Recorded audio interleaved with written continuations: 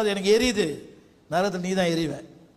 சொல்லுங்க, நீங்கள் எல்லாரும் இரக்கம் உள்ளவர்களும், சத்தமா. மூணாவது, இரண்டாவது சகோதர சிநேகம் உள்ளவர்களும், அப்புறம் மன உருக்கம் உள்ளவர்களும், ஆமேன், இணக்கம் உள்ளவர்களுமா இருந்து அடுத்த விட படிங்க, தீமைக்கு தீமையும், ஆமேன், உதாசீனத்துக்கு உதாசீனத்தையும். ஹலோ, நான் வீட்டுக்கு போனேன், எனக்கு டீ கூட கொடுக்கல இந்த ஆளு.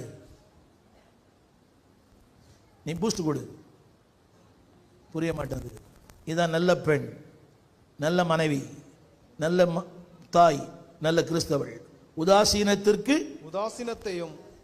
இப்போ புரியுதா? இவர் ஐயா வராரு, நான் உடனே சட்டமன்ற வெளியே போயிடுறேன், எப்படி இருக்கும் அவருக்கு? நீங்க எப்படி பண்ணாதீங்க. குடும்ப வாழ்க்கையில் நம்பர் ஒன்று சொல்லுங்க, சபையின் குடும்பத்தில் சாட்சியா இருப்பேன், சபையில சாட்சியா இருப்பேன், சபையில சாட்சியா இருப்பேன். என்ன மதிக்கிறது இல்லை, எனக்கு சோத்திரமே சொல்லலை. நீங்க வாலண்டியரா போய் சோத்திரம் சொல்லுங்க. ஒரு சின்ன கேள்வி கேட்கிறேன், எத்தனை பேர் இந்த ஐயாவை பார்த்து ஒரு வாரம் சோத்திரம் சொல்றீங்க? சொல்லுவீங்களா? வீடு தீப்பத்தி இருக்குது போல நீங்கள் ஓட, உங்கள் பின்னால் நாங்கள் ஓட. கேட்ட என்ன சொல்றோம்? கடை மூடிடுவாங்க பாஸ்டர்ன்றீங்க. எந்த கடை? எந்த கடை மூடிடுவான்? அது 6 நாள் சாப்பிடலாமே, எங்களை ஒரு நாள் தானே பார்க்குறீங்க. எங்களை பார்த்துட்டு நல்லா இருக்கீங்களா பாஸ்டர், பாஸ்டர்மா பார்த்துட்டு என்னங்க விசாரிச்சிருக்கீங்களா, ஏன் பாஸ்டர் விளைஞ்சிட்டீங்க கேட்குறீங்களா? 100 ஆண்டு காலம் வாழ்க, ரொம்ப நல்லது. நீங்கள் 1000 தலைமுறைக்கு நல்லா இருப்பீங்க. ஆனால் எனக்கு அந்த பாக்கியமே இல்லை. ஆமென் சொன்ன அடுத்த நிமிஷம் சர்ச்சை காலி ஆகிடுது. ஒரு நான் சரியில்லை போல. ரைட், சொல்லுங்க, இணக்கம் உள்ளவர்களாய்.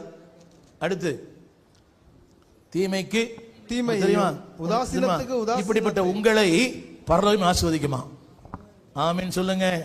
தீமைக்கு தீமை செய்யாமல், சத்தமா சொல்லுங்க, உதாசீனத்திற்கு உங்களை பரலோகம் ஆசீர்வதிக்கும். ஹலோ, நான் இவர் ஆசீர்வதிக்கிறது பெருசு இல்லைங்க, பரலோகமே இவர் ஆசீர்வதிக்குது. ஆமீன்.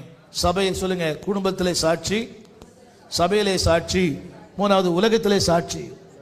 ஆமீன் சொல்லுங்க, உலகத்திலே சாட்சி. சொல்லி முடிச்சிடுறேன். சொல்லுங்க, அடுத்த வசனம் படிங்க. உலகத்திலே சாட்சி, அதே வசனத்தில் உலகத்திலே சாட்சி.